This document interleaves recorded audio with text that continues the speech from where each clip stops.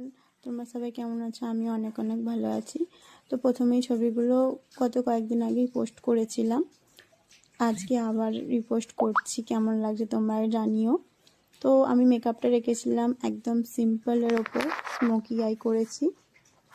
তো মেকআপটা সিম্পলের ওপর করেছি, হেয়ারে সেরকম কোনো স্টাইল করিনি, হেয়ার স্টাইল করিনি, নর্মাল একদম জাস্ট স্ট্রেটনিং করে ছেড়েছিলাম। কিন্তু ওর চুলটা এতই কার্লি যে স্ট্রেট করলেও হচ্ছিল না ঠিক মতো। তাও সিম্পলের ওপর রেখেছি। তোমরা কেমন হয়েছে কমেন্ট করে জানাও, আর ভালো লাগলে চ্যানেলটাকে সাবস্ক্রাইব করে দিও, লাইক করে দিও, বেশি বেশি করে শেয়ার করে দিও, আর প্লিজ সাপোর্ট করো। একটু কেমন লাগছে বলো, কারণ আমিও চাইছি সবার মতো আমার যে হাতের কাজটা অর্থাৎ মেকআপটাকে ফুটিয়ে তুলতে।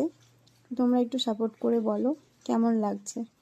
তো আমার মডেল ছিল পূজা দি, আমারই একটা ফ্রেন্ড হয়।